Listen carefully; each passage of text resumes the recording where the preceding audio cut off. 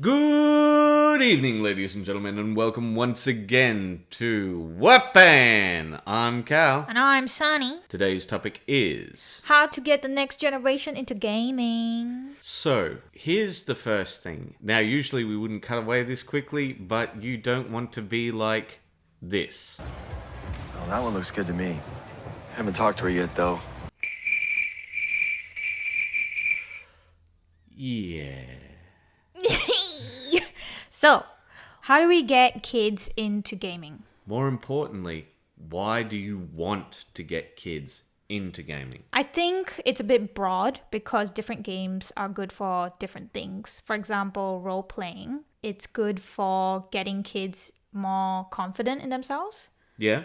So, because they get to experience different characters, different personalities, being someone outside themselves. Yeah, and I think that gives them a sense of empathy. And it also opens them up to the idea that other people have knowledge that they may not have. And this is one of the key indicators of development for children. And wargaming, I think, is really good for teaching them how to be strategic, planning, that sort of thing. I'm not right? so No? sure on that. I think that it helps with math. But I think that war games in particular, not so much skirmish games. I think skirmish games are a bit different. But I think war games in particular have kids going, ooh, I do the, I want to, and like they get overwhelmed because there is so much going on and they just want to throw those dice.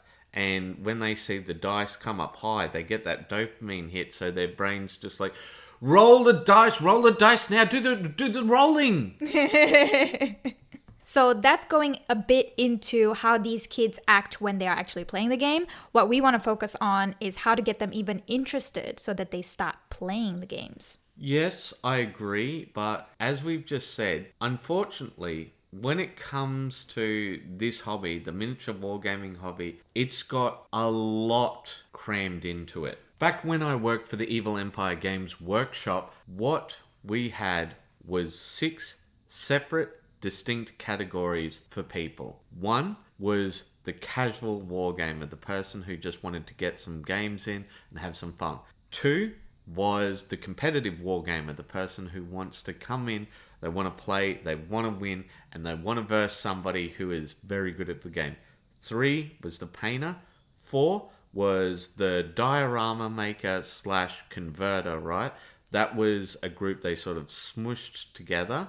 5 was the collector, and essentially they just wanted to have the things. And 6 was the lore monkey, the person who wanted to read the books, but more often than not, they wanted to be drenched in the lore. They wanted to just absorb all the lore they could. So some of the times they might buy a codex or a campaign book simply because it's something that they enjoy. Okay, so are you trying to say that children should try out these different categories and figure out what they like, sort of thing, or what? I'm saying that take a look at those 6 different groups and see that they're almost 6 different distinct hobbies. Right, yeah. I think 2 of these areas of hobbies are not great for kids, collecting and the competitive wargaming bit. Yeah, I don't think that collecting is really good for anyone. But maybe once they're older, competitive. Yeah, definitely. Like when you're a kid, you're gonna be like big eyes, as we call it in Tamil. Like you're just gonna go everywhere, like, oh, can I have that? Can I have this? Can I have that? And that's why collecting can be bad, especially for your bank balance. So let's categorize the remaining 3 hobby types into build, create, and play. Yeah, I think that's very fair. Sunny, you used to teach the creative arts to kids. What did they gravitate towards and why? When I was teaching them fundamentals to begin with, and usually these will be with toddlers, some will show certain strengths. So for example, let's say kid A, he's very good with his hand-eye coordination. He's very good at drawing lines properly, not shaky whatsoever. Kid B seems to be really good at coloring. I would try to step them up. So kid A, very good with lines, try to get him to draw more. Try to get him to draw more complex stuff. Kid B very good at painting and coloring. Try to give him more of that. What I'm trying to say is pay attention to what your kid is drawn to when you're exposing him to the different fundamentals of the hobby, and then focus more on that. I think in this instance, this is something much more for parents exclusively and doesn't really translate across other lines, because where are you going to be hanging out with toddlers teaching them Warhammer? That's a little odd if they're not yours. Yeah. I think this is where the idea of getting kids into games or getting them into painting, hobbying in general, smashes up against one of the basic ideas of psychology, which is intrinsic reward versus extrinsic reward. So what's intrinsic and extrinsic or rewards? Extrinsic, as it might sound, is external. Extrinsic rewards would be physical objects, it could be cash, it could be anything which comes from outside of the person. A reward that they get for doing the task. They get this and then they feel motivated by that. Intrinsic is you feel rewarded by doing the task itself. You may feel a sense of accomplishment and so on. Sense of purpose or something like that. Right? Yes, exactly. Okay. Here is one of the basic problems. Extrinsic reward kills intrinsic reward. How come?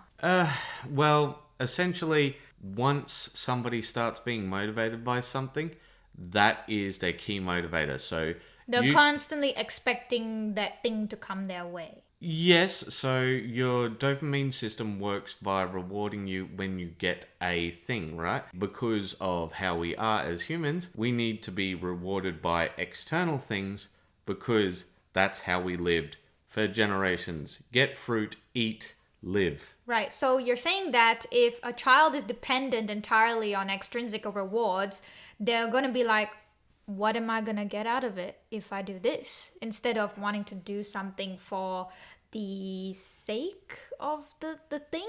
Yes, that's correct. So essentially, if you start making the child dependent on that reward, you're not actually motivating them to do their hobby. You're motivating them to get that thing. Right. Okay. So what are some other ways that they can sort of gain interest in a hobby? Well, this is essentially why I think this is a parent-themed podcast, this one, because kids want to emulate you. They want to do the things that you do. Like, you might be the cool big brother or like the cool uncle or aunt, whatever it might be, but the kid has to have some attachment to you.